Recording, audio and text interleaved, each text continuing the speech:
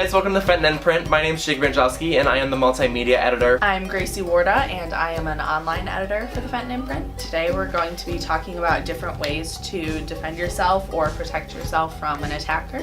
So step one is to carry some form of self-protection as a preventative measure. So if you're over 18, you can carry pepper spray. If you're under 18 or if you're on school grounds, then you are not allowed to carry pepper spray, so you can carry a personal alarm instead.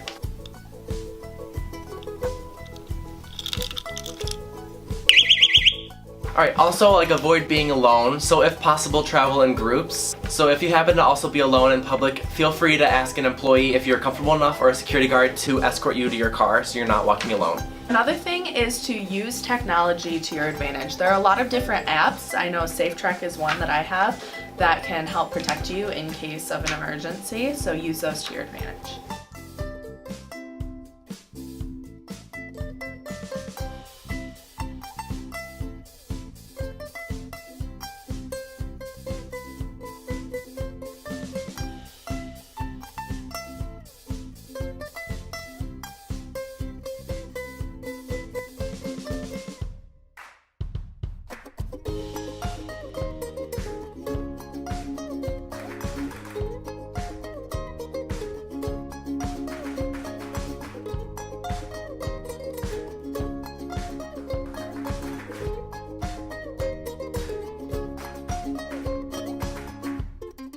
So if you happen to be doing something commonly every single day, try and switch up your routine so that if someone was to be watching you or stalking you, that they don't know your every single routine throughout the day. Make sure someone else knows where you're going and know the area you're in, know of any potential dangers, and keep in mind that attackers often go for people who are distracted. So someone who's on their phone or just not paying attention to what's going on around them. So make sure you know what's happening around you. Trust your gut. If something feels wrong, it oftentimes is. Let's talk about some different things to do in the event of an attack. Cause a scene. You can yell, scream, really anything that'll get the people around you to respond to what's happening. Make sure that everyone knows that this is not okay and it should not be happening. Next is a more specific event. If someone is after your purse, give it to them. Throw it away from you and then run in the other direction. Often they just want your money, they don't actually want to hurt you, so just get them away from you, let them have your purse, you'll be okay without it. So just for this video, we took a trip down to Anderson's Karate. We got some tips from Chris Anderson on how to defend yourself in the event of an attack.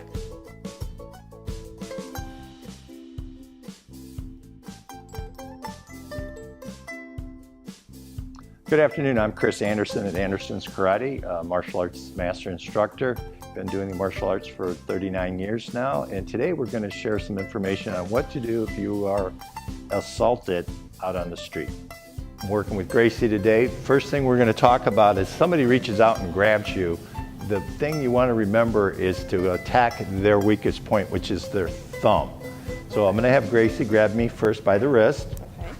She reaches out, gets a good grip. So we have this opening between the finger and the thumb, and then what we're going to do is just going to pull back away from that. You just give it a good yank, and I always tell my students to yell, "Ah!" Okay. It startles your attacker, it shifts their focus from holding on to you. Okay. Now, if they're bigger, stronger, and they've really got that good grip, I'm going to tell you to take your foot closest to them and kick them in the shin. Okay. And then right after you do that, ah!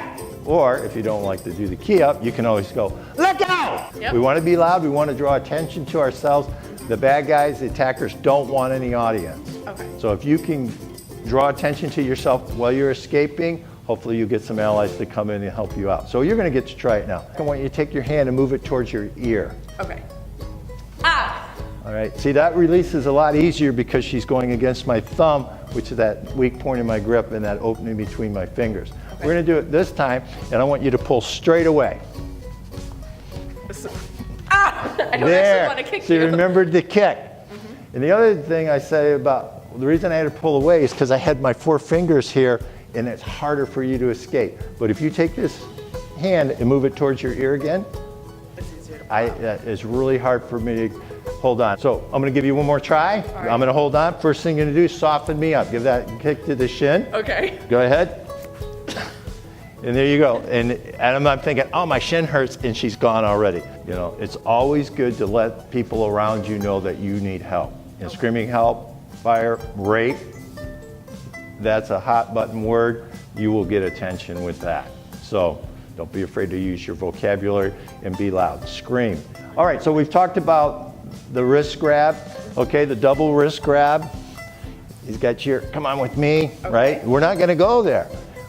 We're gonna kick. We can kick them in the shin, or if they're close, we're gonna knee them in the groin, right? Okay. Let go of me. There you go, all right? Now you can see I'm giving you some resistance. It's not like I'm just letting go so you can escape, Right. all right? The other softening up or shift of focus technique I like to talk about, especially if I have a hands free and somebody's like, they're gonna grab me by the throat. First thing I'm gonna do is I'm gonna slap them. Okay. All right, grab me by the throat. Okay. Slap here, because I wanna hit their side of their head, their ear area, and then go right in here and push against this soft spot of your neck. That starts to shut down their windpipe, and people, it's an immediate reaction. You go, I gotta breathe.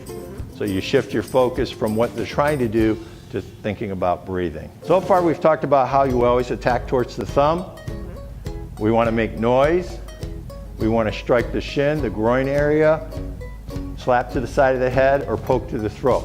Those are all basic stuff. The clue is we want to use our strength against our attacker's weaknesses. Hard and bony parts of our body against their soft tissue, right? So throat, side of the head, the ear area, the groin, and a good shot to the shin or foot. Hair. Here. Yeah. Hair.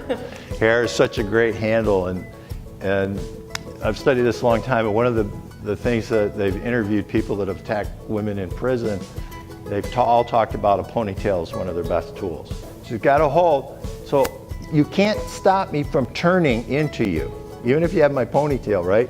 And again, I'm just poking you again, right? I'm going right to that soft spot, right? If I'm doing this, I have no ability to escape, and you start walking that way. But as soon as I turn this way, you're right here. This hand's already tied up. I just got to worry about this one. My hands are up. Poke, and then run.